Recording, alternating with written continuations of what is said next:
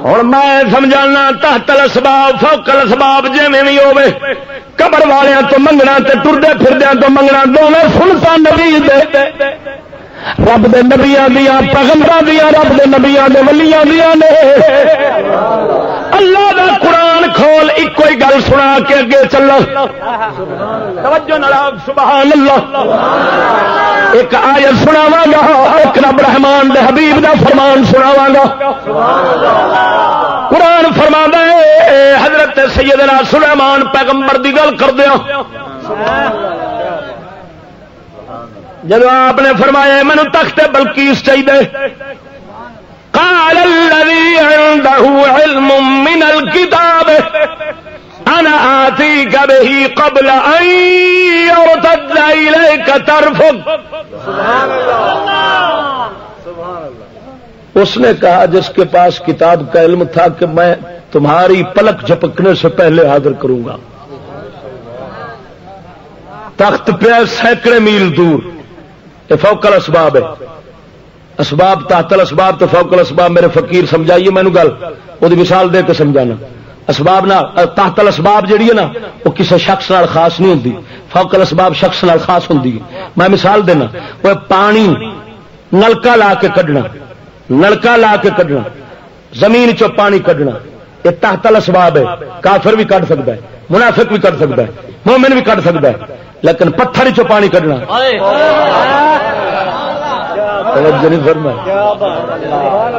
بول چا سبحان اللہ وہ ہے فوق الاسباب اتنے سبب دی رسائی نہیں اتنے کوئی وسیلے نہیں اپنن گے اتنے کسی دا کم نہیں وہ پھر خاصاں دا کم ہے وہ کافر نہیں منافق نہیں تو میں نہیں حضرت موسیٰ نو حکم پہ ہوندا توجہ نہیں فرمائی انگلیاں مبارک دے وچوں پانی کڈیا ساڈے نبی سرور نے وہ بھی خاص ہے ہر کوئی کڈ سکتا نہیں ہوں دور پیا سی اینا دور ہے جن آخر میں لیا گا جناب دی محفل ہٹن تو پہلو آپ فرماندے نہیں مینو اس تو پہلو چاہیے کیوں بلکہ اس دے آون تو پہلو تو جن بھی لیا سکتا سی تو موڑے دی چھیتی کادی سی حضرت دسنا چاہتے سن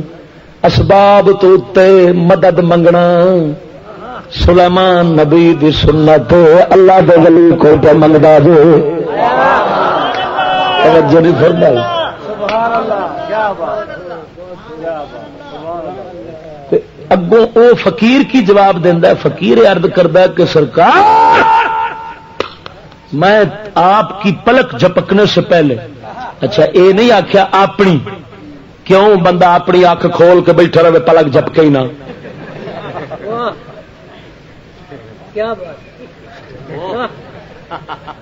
لو جی آ گیا جی توجہ نہیں حضرت نے فرمایا میں جناب کی پلک کی مطلب تہاڈی پلک جنی چھیتی چمکے گی نا آپ تخت پہلو لیا اچھا ہوں ایتھے ایک گل سمجھانا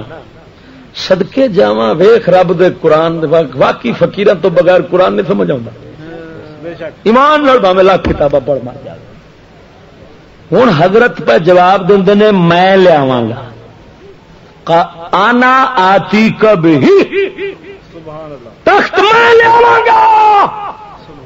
وہ ایڈے لمے سفراں تے پیا ہے لیاون والا خدا سی تو وہ فرماندے نے میں لیاواں گا آکھنا تے چاہیے سی اللہ لیاوے گا توجہ نہیں فرمائی آخر سی اللہ لیا گا آخیا کی میں لیا گا کہ رب سونے بھی ناراضگی نہیں کی انہیں تو لیا دیتا نا جی ناراض ہوتا تو لیا کیوں رب سونے اعتراض نہیں فرمایا فقیر آخیا میں لیا گا رب دسیا فقیر کا کرنا تو میرے کرنے میں فرق نہ سمجھی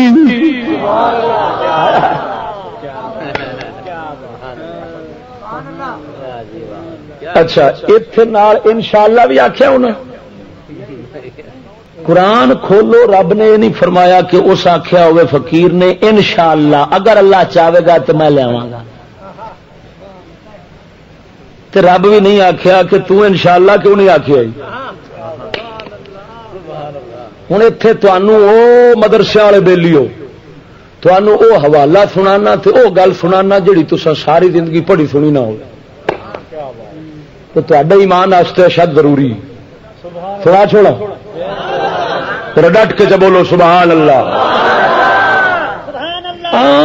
عام روایت تفسیراں چ ملدیاں نے،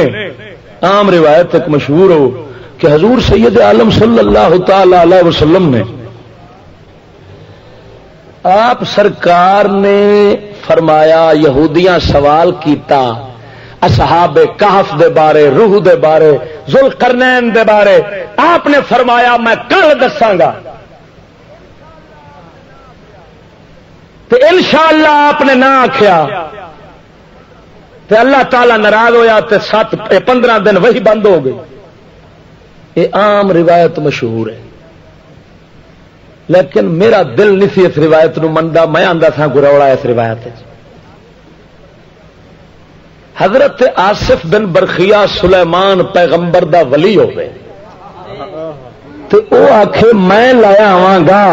انشاءاللہ نہ آخے تو رب ناراض نہ ہوئے تو ناراض ہی حبیب نہ ہو گیا۔ توجہ نہیں فرمائی۔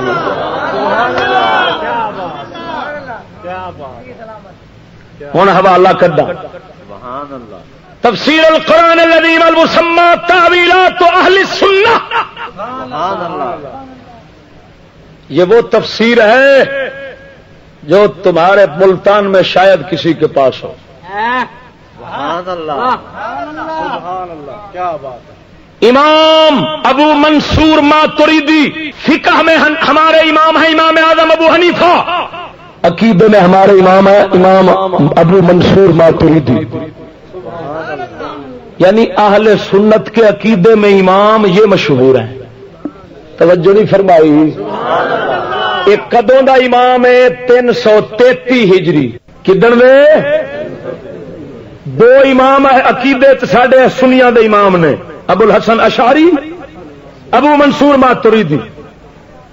ان کے معتقدین اپنے آپ کو ماتریدی کہتے ہیں، ان کے اشاعرہ کہتے ہیں۔ ماتریدی سرکار تفسیر جلد نمبر 3 واقعہ اصحاب کہف کے تحت آپ فرماتے ہیں ثم قال اہل التاویل ان رسول اللہ صلی اللہ علیہ وسلم سئل عن قصة اصحاب الكهف والرقيم وانبائهم فقال اخبركم غدا ولم يستثني فعاقبه الله فيه ان حبس عنه الوحي كذا وكذا يوما فنزل قوله تعالى ولا تقولن لشيء اني فاعل ذلك غدا الا ان يشاء الله۔ توجہ ہے کوئی نہ؟ فرمایا عام تفسیروں والے یہ بات ذکر کرتے ہیں، حضور سرکار نو پوچھا گیا تو آپ نے جواب نہ دیتا تو فرمایا کل دیا گا، تو پھر کل نہ آخیا، انشاءاللہ نہ آخیا، انشاءاللہ نہ آخن کی وجہ اللہ انہوں آپ دوتے اتاب فرمایا تو وہی بند ہو گئی، تو 15 دن رکی رہی تو فلان۔ آپ نے فرمایا اہل سنت دا امام فرماؤں دے لیکن ذالک فاسد، یہ فاسد ہے، وما توہموا علی رسول اللہ صلی اللہ علیہ وسلم محال لأنه كاذب لا يجوز أن يكون رسول الله صلى الله عليه وسلم يقول أخبركم غدا والله لم يأمره بذلك وقال ولم يستثنه فيحبس الله الوحي عنه ولا يخبرهم في الوقت الذي قال إنه يخبرهم فيظهر كذبه عندهم بعد ما اختاره لرسالته واصطفاه لموضع وحيه ثم يكذبه فيما أخبر، هذا فاسد محال غير محتمل ما توهموا فيه على الله وعلى رسوله۔ تکبیر،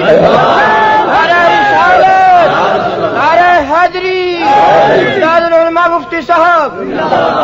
فرمایا چٹا جھوٹ ہے، رب سونا حبیب نے حکم نہ کرے تو بول پوے، وما ينطق عن الهوى ان هو الا وحی یوحی۔ توجہ نہیں فرمائی۔